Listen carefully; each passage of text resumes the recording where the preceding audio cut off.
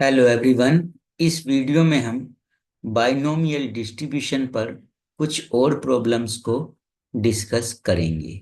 ठीक है, तो चलिए चलते हैं प्रॉब्लम्स पर और उनको हम डिस्कस करेंगे। जैसा कि स्क्रीन पर आप देख रहे हैं, यहाँ पर 3 प्रॉब्लम्स लिखी हुई हैं। तो हम इन तीनों प्रॉब्लम्स को इस वीडियो में डिस्कस करेंगे। ठीक है, तो चलिए सबसे पहले चलते हैं क्वेश्चन नंबर 1 पर और उसको डिस्कस करते हैं। देखिए क्वेश्चन नंबर 1 है हमारा, fit a binomial distribution for the following data and compare the theoretical frequencies with the actual ones. ठीक है, तो करना क्या है क्वेश्चन में आपको बाइनोमियल डिस्ट्रीब्यूशन जो है इस डेटा के लिए फिट करना है। इसमें आपको एक्स गिवन है और उसकी फ्रीक्वेंसीज गिवन है। ठीक है, तो सबसे पहले तो बाइनोमियल डिस्ट्रीब्यूशन को फिट करना है और उसके बाद इस डिस्ट्रीब्यूशन की आपको थ्योरेटिकल फ्रीक्वेंसीज फाइंड करनी है और उन्हें जो एक्चुअल फ्रीक्वेंसीज हैं उसके साथ कंपेयर करना है। ठीक है, तो चलिए चलते हैं सॉल्यूशन पर।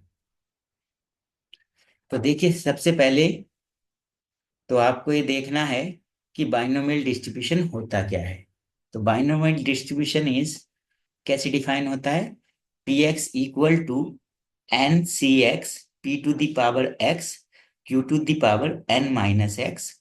और एक्स जो स्टार्ट होता है वो 0 से स्टार्ट होता है और कहाँ तक जाएगा? वो एन तक जाएगा। ठीक है, तो यहाँ पर जो एक्स स्टार्ट हुआ है आपका वो 0 से स्टार्ट हुआ है और 0 से कहाँ तक गया है?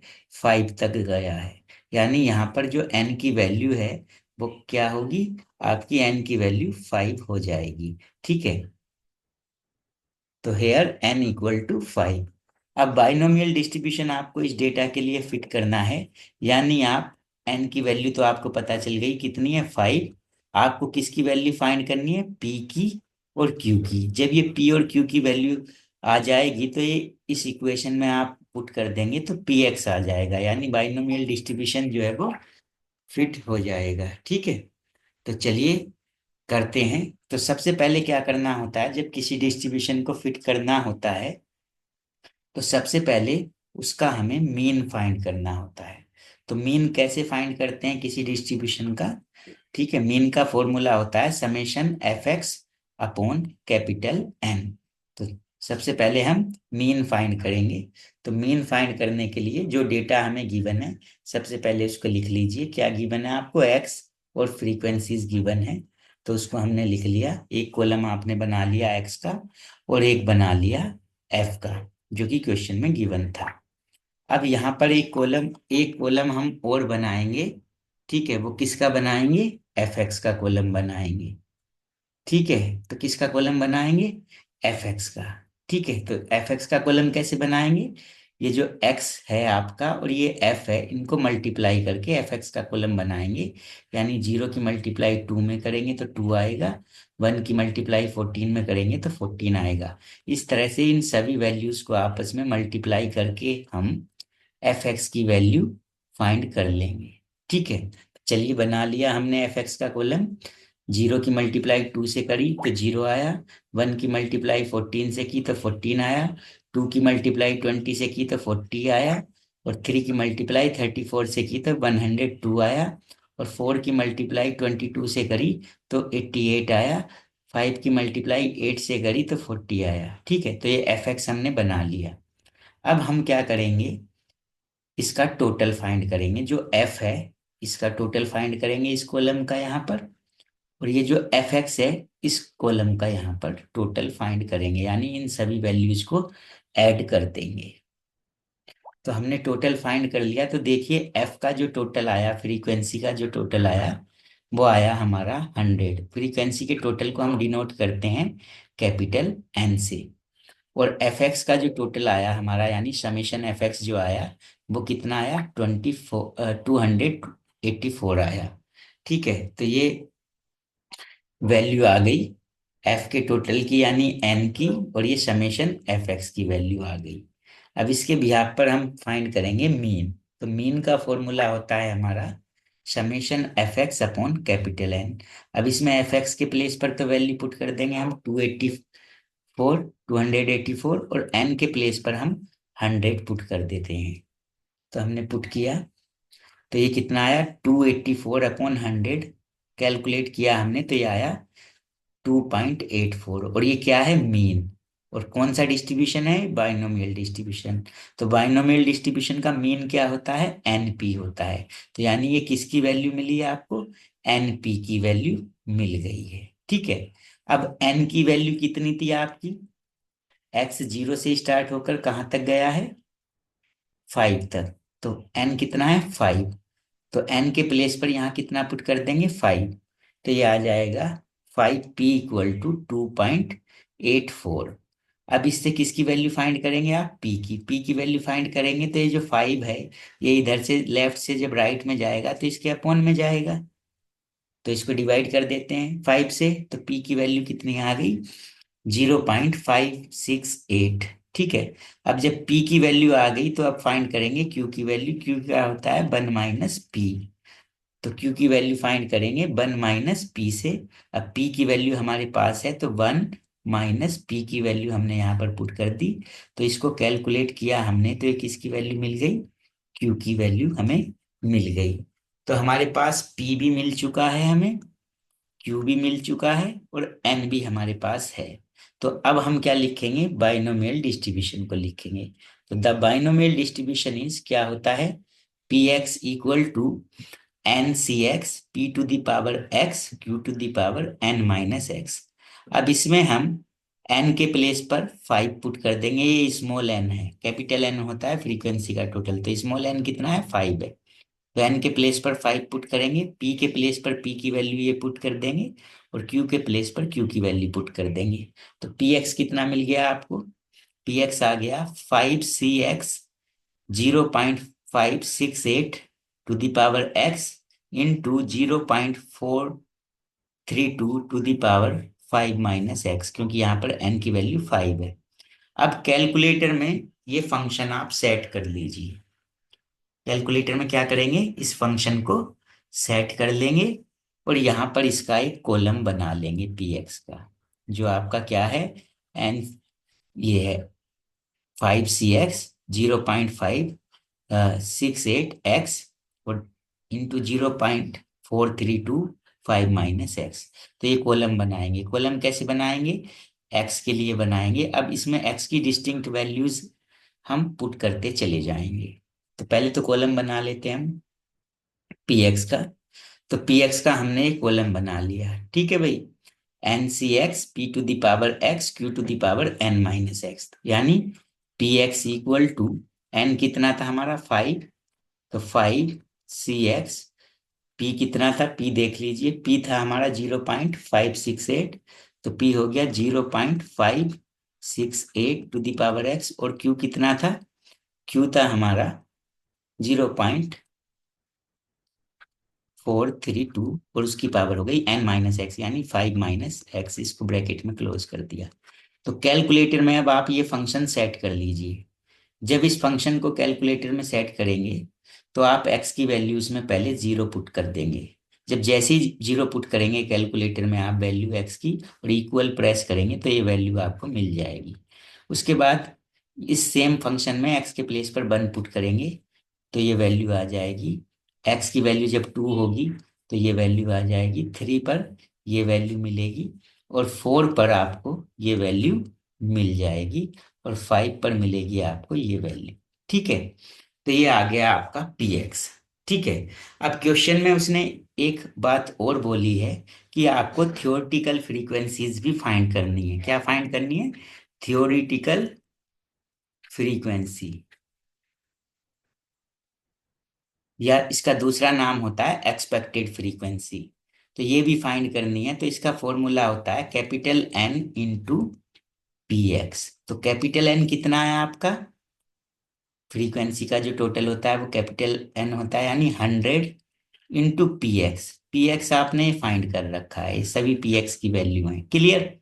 तो अब एक कॉलम यहाँ पर आप बनाएंगे इसके साइड में थियोरेटिकल फ्रीक्वेंसीज का यानी एन पी एक्स का। तो वो कॉलम बना लेते हैं थियोरटिकल फ्रीक्वेंसीज यानी एन पी एक्स, और एन की वैल्यू क्या है 100 × पी एक्स। तो अब देखिए ये पी एक्स की वैल्यू है, ये पी एक्स की वैल्यू है, तो इन सभी पी एक्स की वैल्यू में कितने से मल्टीप्लाई करना है 100 से। तो इसमें 100 से मल्टीप्लाई किया हमने, इंटू 100 जब करोगे तो ये आ जाएगा। इसमें 100 से मल्टीप्लाई करेंगे पी एक्स में तो ये आ जाएगा। इसमें जब 100 से मल्टीप्लाई की तो ये आ गया। इसमें जब 100 से मल्टीप्लाई की तो ये आ गया। इसमें जब 100 से मल्टीप्लाई की तो ये मिलेगा। इसमें जब 100 से मल्टीप्लाई की तो ये मिल जाएगा। क्लियर। तो ये आ गई आपकी थियोरटिकल फ्रीक्वेंसीज। अब जो फ्रीक्वेंसीज होती हैं हमारी, वो पॉइंट्स में नहीं होती हैं, तो आप इसको राउंड ऑफ कर देंगे। तो राउंड ऑफ कैसे करेंगे, अगर यहाँ पर 5 या 5 से ज़्यादा वैल्यू मिल रही है तो इधर एक नंबर आप ऐड कर देते हैं। तो ये 5.046 है, तो इसको 2 बोल सकते हैं राउंड ऑफ करके। ये है आपकी 9.8, तो यानी इसको 10 बोल सकते हैं। ये है आपकी 26.0 है, तो इसको 26 ही बोल सकते हैं। इसको बोल सकते हैं आप 34, क्योंकि यहाँ पर ये जो नंबर है 5 से लेस है। ये यहाँ पर भी ये नंबर 5 से लेस है, तो ये 22 हो जाएगा। और ये हो जाएगा आपका 6, क्योंकि ये 9 4 से 5 से ग्रेटर है, तो ये हो जाएगा 6। तो ये थियोरटिकल फ्रीक्वेंसीज आ गई भाई। ठीक है। तो आपको क्वेश्चन में क्या करना था, बाइनोमियल डिस्ट्रीब्यूशन को फिट करना था और थियोरटिकल फ्रीक्वेंसीज को फाइंड करना था, तो वो फाइंड कर लिया आपने। अब लास्ट में आप लिख देते हैं द बाइनोमियल डिस्ट्रीब्यूशन इज। तो बाइनोमियल डिस्ट्रीब्यूशन क्या होता है, बाइनोमियल डिस्ट्रीब्यूशन को लिखने का तरीका एक और होता है हमारा, capital N into P plus Q to the power N. अब क्वेश्चन में हमने पी एन की वैल्यू कितनी फाइंड की थी 100, यानी कैपिटल एन कितना है 100। और पी और क्यू की वैल्यू भी फाइंड करी थी, और एन कितना था हमारा 5 था। 0 से 5 तक ही तो गया है एक्स। तो इसमें ये वैल्यूज पुट कर देते हैं। तो एन के प्लेस पर हमने, कैपिटल एन के प्लेस पर 100 पुट कर दिया। ये पी की वैल्यू पुट कर दी हमने, जो हमने फाइंड की थी। ये क्यू की वैल्यू पुट कर दी, और ये एन की वैल्यू कितनी है 5। तो ये हो गया आपका बाइनोमियल डिस्ट्रीब्यूशन। तो यहाँ पर जाकर ये क्वेश्चन फिनिश हो जाता है। तो प्रॉब्लम आपकी सॉल्व हो चुकी है। ठीक है, चलते हैं अब नेक्स्ट प्रॉब्लम पर। नेक्स्ट जो प्रॉब्लम है 2 मार्क्स का क्वेश्चन है। ठीक है, शॉर्ट आंसर टाइप क्वेश्चन है, तो इसके सॉल्यूशन पर चलेंगे। देखिए क्वेश्चन क्या है, find the mean of the binomial distribution. ठीक है, तो इसका मीन फाइंड करना है बाइनोमियल डिस्ट्रीब्यूशन, ये गिवन है। तो देखिए बाइनोमियल डिस्ट्रीब्यूशन को हम ऐसे भी डिनोट कर सकते हैं, ये उसकी नोटेशन होती है बी एन कोमा पी से डिनोट कर सकते हैं। अब ये दे क्या रखा है आपको बाइनोमियल डिस्ट्रीब्यूशन, बी 4,1/3। जब इसको इससे कंपेयर करेंगे तो एन की वैल्यू जो आएगी वो कितनी आएगी 4 आ जाएगी। पी की वैल्यू कितनी आएगी 1/3 आ जाएगी। तो एन और पी आपको मिल गया है। तो अब आपको मीन फाइंड करना है। क्या फाइंड करना है, मीन। तो मैंने बताया था बाइनोमियल डिस्ट्रीब्यूशन का मीन क्या होता है, एन इंटू पी होता है बाइनोमियल डिस्ट्रीब्यूशन का मीन। तो एन के प्लेस पर 4 पुट कर दीजिए, पी के प्लेस पर 1/3। तो मीन आ गया आपका 4/3। कभी कभी क्वेश्चन में वेरिएंस भी फाइंड करा लेता है, तो इसका मैं वेरिएंस भी फाइंड कर देता हूं। तो वेरिएंस का फॉर्मूला होता है एन पी क्यू। तो एन आपके पास है, पी आपके पास है, लेकिन क्यू आपके पास नहीं है, तो क्यू भी फाइंड कर लीजिए। क्यू क्या होता है 1 - पी, यानी 1 - पी की वैल्यू 1/3। तो यानी 3 - 1/3 यानी 2/3 आ जाएगा क्यू। तो अब वेरिएंस आप लिख देंगे, वेरिएंस क्या था एन पी क्यू। तो एन की क्या वैल्यू है 4, पी की क्या वैल्यू आई थी आपकी 1/3, और क्यू की क्या वैल्यू आई है 2/3। तो वेरिएंस हो गया आपका 4 × 2 = 8/9, 3 3 = 9। तो ये वेरिएंस हो गया। कभी कभी आपसे स्टैंडर्ड डेविएशन भी पूछ लिया जाता है ऐसे केस में। तो स्टैंडर्ड डेविएशन का फॉर्मूला होता है √ऑफ वेरिएंस।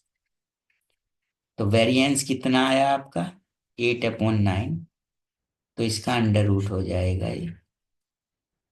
तो ये आपका स्टैंडर्ड डेविएशन आ जाएगा। क्लियर। तो प्रॉब्लम सोल्व हो चुकी है। हमें हालांकि मीन फाइंड करना था, तो मीन तो यहीं पर फाइंड हो गया था, लेकिन हमने वेरिएंस और स्टैंडर्ड डेविएशन भी इसका फाइंड कर लिया है, क्योंकि कभी कभी एग्जाम में ये भी पूछा जाता है। ठीक है, अब चलिए नेक्स्ट प्रॉब्लम पर चलते हैं। नेक्स्ट प्रॉब्लम है हमारी, find the mean and variance of the binomial distribution 1/3 plus 2/3 to the whole power 10। तो देखिए, ये जो क्वेश्चंस हैं बाइनोमियल डिस्ट्रीब्यूशन की, अगर आपको डिनोट करने का तरीका पता है तो ये क्वेश्चन बड़े इजीली आपके हो सकते हैं। तो इसमें बाइनोमियल डिस्ट्रीब्यूशन इज, अब बाइनोमियल डिस्ट्रीब्यूशन को डिनोट करने का दूसरा तरीका क्या होता है, p plus Q to the power n होता है। तो यहाँ इसको इससे कंपेयर कर लेंगे तो देखिए p का काम कौन कर रहा है, 1/3, तो p हो गया 1/3। q का काम कौन कर रहा है, 2/3, तो q हो गया 2/3। और n का काम कौन कर रहा है, n का काम कर रहा है 10, तो n हो गया 10। अब सबसे पहले आपको फाइंड करना है मीन। तो मीन होता है बाइनोमियल डिस्ट्रीब्यूशन का np। तो n कितना आया है 10, p कितना आया है 1/3, तो मीन हो गया इसका 10/3। क्लियर। अब वेरिएंस भी फाइंड करना है। तो वेरिएंस क्या होता है बाइनोमियल डिस्ट्रीब्यूशन का, npq। तो n की वैल्यू कितनी आई है, n की वैल्यू है 10, तो यहाँ पर 10 पुट कर देंगे। p की वैल्यू कितनी है 1/3, तो यहाँ पर 1/3 पुट करेंगे। q की वैल्यू कितनी है 2/3, तो यहाँ पर 2/3 पुट कर देंगे। अब इसको मल्टीप्लाई करेंगे तो 10 × 20 / 9, ये आ गया वेरिएंस। कभी कभी क्वेश्चन में स्टैंडर्ड डेविएशन भी पूछ लिया जाता है। तो स्टैंडर्ड डेविएशन क्या होता है, स्क्वायर रूट होता है किसका, वेरिएंस का। तो वेरिएंस कितना आया है आपका 20/9, तो वेरिएंस के प्लेस पर रख दीजिए 20/9, यानी ये आ जाएगा स्टैंडर्ड डेविएशन आपका √20/3। तो ये आपका फाइनल आंसर हो जाएगा। ठीक है, तो आज की वीडियो में इतना काफी है। Thanks for watching.